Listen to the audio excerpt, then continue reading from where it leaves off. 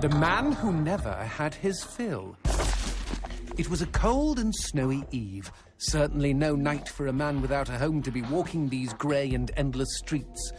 Inside the pizza parlour, George Reed spun a lively tune on his harmonica. The local children giggled and pointed excitedly at the harmonica man as their parents glowed with approval. His reward would be all the pizza he could eat, 6 pies at least, and a warm bed in one of these folks' homes. He knew they were good for it. But when he tucked in for the night, George had not had his fill. As the years and calories stacked up, most men would have got older and fatter. Yet for all he consumed, George only got thinner as he washed from town to town. Tapeworm. Tonight he plied his trade with some grannies and orderlies in a nursing home. Hoo-ah-ha! His harmonica filled the room with joy. After devouring 3 helpings of pork chops and mashed potatoes, he eyed the plate of the old woman next to him. Juice dribbled down his chin.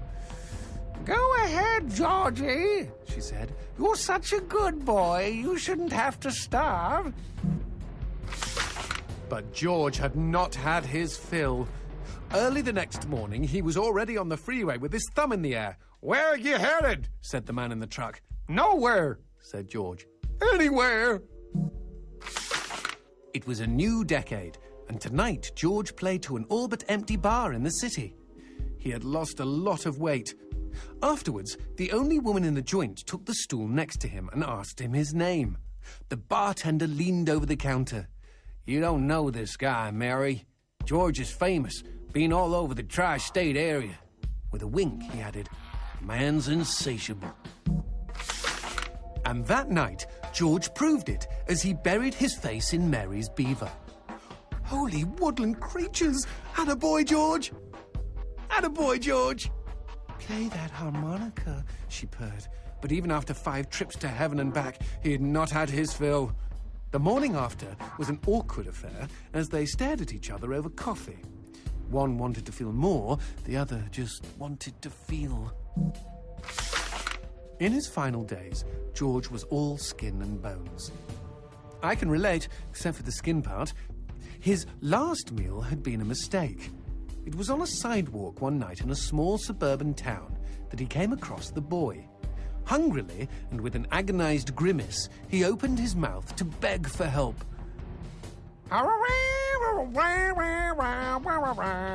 Out came a cacophony of wheezes and toots, but the boy understood. "Wait, you mean Jorge ate his harmonica?" Once he was alone, George Reed looked at the candy bar he held in one hand and began to cry.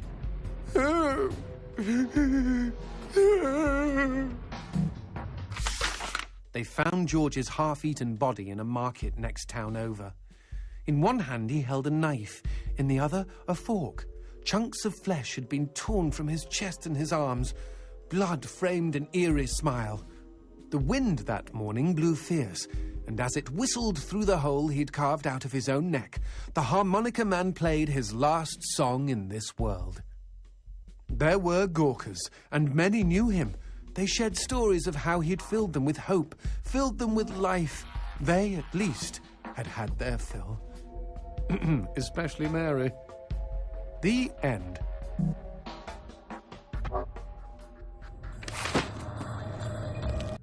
The Legend of the Stinky Crow.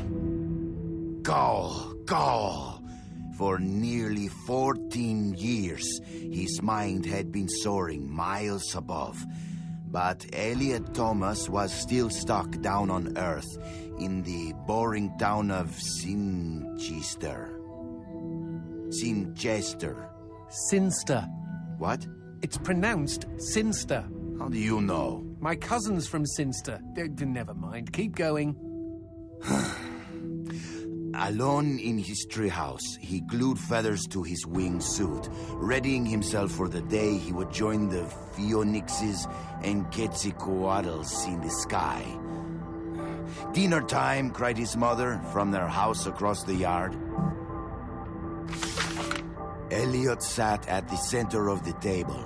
A TV dinner was challenging his BO as the dominant smell in the room. On his left, his mother yammered about her day at the ER. On his right, his father was absorbed in his smartphone. As for Elliot, his eyes were fixed on the ceiling fan, the most fascinating personality within a 10-foot radius. In homeroom the next day, Justin Schmakovsky threw a crappy paper airplane at him. Within seconds, Elliot had built a superior vessel. He stood up on his chair and swiftly launched the Papierflieger. What? At his unsuspecting enemy. Go, Papierflieger, go! Zoom, splort. The marvel of paper aviation lodged itself in Justin's tender eyeball. Mr. Thomas, bellowed their teacher. Go to the principal's office. Later that day, Elliot was cooing quietly to himself as he bought a candy bar in the lobby. Casey Witchtits was smoking nearby and sneered at him. "You'll never fly, Stinky Crow," she laughed. "Why don't you go jack off to some bird porn? I bet you do more fapping than flapping." Hey, that's pretty good. "Fuck you," screeched Elliot as he ran for the door. It was dark out by the time Elliot meandered home. On the sidewalk, he passed a gaunt man who stared at him intently, desperately even. Uh-oh, stranger danger. The man opened his mouth and said, "Uviwa, uviza." What the fuck? Elliot had planned to eat his candy bar tonight while he finished his masterpiece, but he instead held it out to the man. "I know what you mean," he replied. The schoolyard was packed the next morning as Elliot's classmates waited for first bell. "Go, go!" As one, the students turned toward the gate and saw Elliot dressed head to toe in his wingsuit. After a moment of shock, they burst into laughter. But they were already far below him. He swooped through their midst and into the school. "Go, go!" He bounded through the halls, zigzagged up the stairwell. "Go!" The school let out a collective gasp when they saw a Stinky Crow on the roof. With a triumphant snap, he spread his wings, and a moment later, he had leapt. The next 2 seconds were the most beautiful of Elliot's entire life. He could feel their eyes upon him. He was flying, and their awe was keeping him aloft. 10 minutes later, as guidance counselors wiped bits of Elliot off sobbing students, and the police struggled to piece together the story you are reading now, Elliot's teacher looked down at the wreckage of the boy on the pavement and never forgot what he saw. One bloody hand had formed a peace sign. The other was giving him the finger. It's like an Alanis Morissette song. The end. Okay, lovely. I don't think I'll sleep for weeks. Quidad, cojones.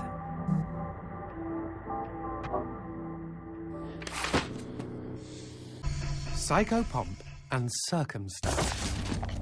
It was her turn to fetch the water, and Maris Grimm was determined to be done with it as soon as possible. Bucket in hand, she made her way down to the well by the wheat field. She and her 2 elder sisters were all beautiful, but on this windy day, Maris outshone them all. She was in love. Whoosh, The wheat bowed a greeting as the breeze caught it. "And a good day to you," Maris giggled as her nipples responded to the weather and thoughts of her lover. "My word, what is this storybook rated?" She wound a pail of water to the top of the well, but no sooner had she grabbed the rope than she felt a sharp tug, lost her balance, and went tumbling into the gloom head first. "Mother fudge! Mother fudge!" cried Maris. An hour later, the sun sat lower in the sky as two figures approached the well. One was Maris's older sister, Colleen, and she was very concerned. The other was their faithful collie, Ow Ow. "Help me!" cried Maris from the bottom of the well. But as Colleen grabbed the rope to pull her sister up, she too was yanked into the darkness below. Well, that sucks. "Ow Ow! Go get help, boy!" cried Colleen. "Oof!" woofed Ow Ow in response. But because he was a stupid collie, he instead grabbed the loose end of the rope and began to tug valiantly. Crack-a-boom! Boom! Boom! Suddenly, a freak bolt of lightning lanced down from the sky and hit poor Ow Ow, causing the pooch to explode in a crimson blossom of slippery Ow Ow giblets. Poor, stupid Ow Ow. Stupid is right. My pet was smarter. Shh! Keep reading. It was well after dark, and Maris and Colleen had all but given up hope when their eldest and wisest sister, Giltine, arrived on the scene. "Where are you, sister?" was all she managed to utter ere she slipped on Ow Ow's unctuous leftovers and fell down, down, down into the wicked well. Plonkety rascal rabbitness. And with that, the sisters Grimm vanished from the world for 7 full years. When they returned, they served a new master who had been smitten by their beauty. Though that beauty faded, his gift to them was theirs forever. The power to end lives as abruptly as fate had ended their own. The end. Oh, I was hoping we'd find out why they all sound like men.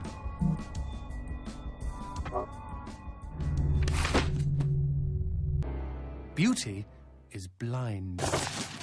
Brava! Bravissima! A tidal wave of applause washed over Justine as roses rained down on the stage. "It's a wonder they don't hit me," she thought bitterly. "I'm the largest target for miles." After curtain down, she retired to her dressing room, set her horned Viking helmet aside, and waddled up to the mirror with a gelatinous jiggle. There was a knock at the door, and Henry Wallin appeared. Henry again. Jeez Louise. "You were magnificent, Miss D'Evangelo. Did you see?